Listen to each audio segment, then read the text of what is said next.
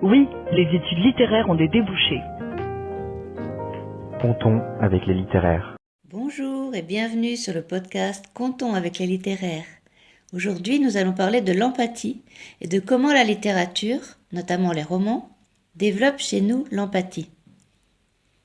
Depuis quelque temps, on entend beaucoup parler de l'empathie et on nous dit qu'il faut essayer de la développer, notamment à l'école. Alors, qu'est-ce que c'est l'empathie ? C'est la capacité de se mettre à la place des autres pour comprendre ce qu'ils ressentent, leurs sentiments, leurs émotions. Ça suppose de savoir écouter l'autre, puis reformuler ce qu'il ou elle ressent. Pourquoi elle est importante ? Parce qu'elle participe à de meilleurs échanges, à une meilleure communication, donc à de meilleurs rapports entre les humains en prenant en compte toutes leurs différences. L'empathie est une compétence essentielle pour les chefs d'entreprise, les managers ou encore les coachs sportifs. Elle peut avoir un réel impact sur les résultats. Elle est donc particulièrement valorisée dans l'entreprise. L'empathie est évidemment particulièrement bienvenue chez les enseignants et chez les professionnels de santé. Elle participe beaucoup à l'efficacité des apprentissages et des soins. Pour développer l'empathie, il est bien sûr intéressant de partager le quotidien de personnes différentes de nous, d'échanger avec elles pour essayer de mieux comprendre leur façon de vivre et leurs ressentis. Plus les personnes sont différentes de nous, plus il est important de savoir les écouter et faire preuve d'empathie. De nombreux travaux de recherche ont été menés à ce sujet, notamment dans le but d'améliorer les relations interculturelles. D'autres recherches ont montré que la lecture des récits de fiction mobilise les mêmes aires cérébrales que celles utilisées pour reconnaître les sentiments d'autrui et que plus le lecteur est impliqué émotionnellement dans l'histoire, plus il est susceptible d'améliorer son empathie. Le fait de se mettre dans la peau d'un personnage différent de nous et de suivre ses aventures aide à rapprocher les humains entre eux et parfois à rapprocher les humains des autres êtres vivants. Et ceci fonctionne dès la petite enfance. Dans Histoire d'une mouette et du chat qui lui a appris à voler, écrit par l'écrivain chilien Luis Sepúlveda et traduit en français par Anne-Marie Métellier, nous faisons connaissance avec une mouette nommée Kenga qui se retrouve victime d'une marée noire. Avant de mourir, elle parvient à pondre son œuf et à confier son futur petit à un chat nommé Zorbas. Zorbas devient donc, au départ malgré lui, la maman adoptive du bébé mouette à qui il va devoir apprendre à voler.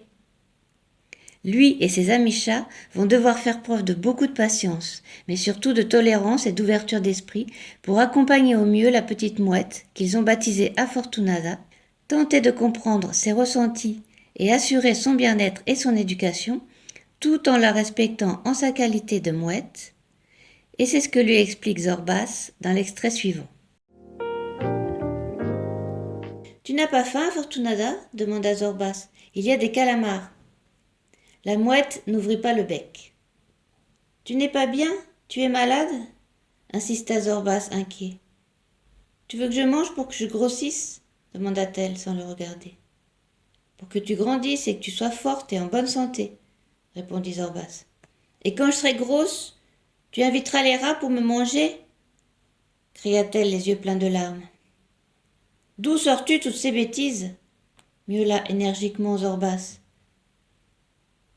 Retenant ses sanglots, Afortunada raconta tout ce que Mathias lui avait glapi. Zorbas sécha ses larmes et s'entendit soudain miauler comme il ne l'avait jamais fait auparavant. « Tu es une mouette !» Là, le chimpanzé a raison, mais seulement pour cela. Nous t'aimons tous, Afortunada, et nous t'aimons parce que tu es une mouette, une jolie mouette. Nous ne te contredisons pas quand tu cries que tu es un chat, car nous sommes fiers que tu veuilles être comme nous. Mais tu es différente et nous aimons que tu sois différente.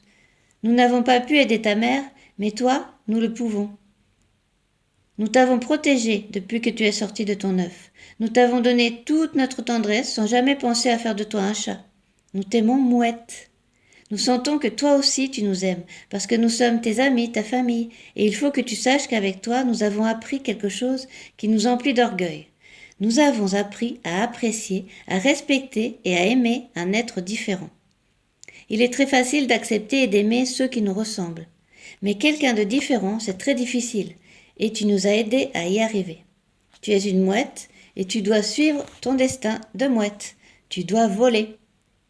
Quand tu y arriveras, Afortunada, je t'assure que tu seras heureuse, et alors tes sentiments pour nous et nos sentiments pour toi seront plus intenses et plus beaux, car ce sera une affection entre des êtres totalement différents. J'ai peur de voler, piailla Afortunada en se redressant. Quand ce sera le moment, je serai avec toi.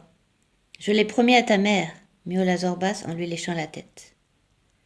La jeune mouette et le chat, grand, noir et gros, se mirent à marcher. Lui, il lui léchait la tête avec tendresse, et elle lui couvrait le dos de l'une de ses ailes. Luis Sepulveda est très fort. Il parvient à nous faire adopter tour à tour le point de vue d'une mouette, puis celui d'un chat, et même plus tard celui d'un humain poète, pour nous amener à nous intéresser aux autres avec beaucoup d'empathie. Allez, comptons sur l'empathie, comptons avec les littéraires et à bientôt.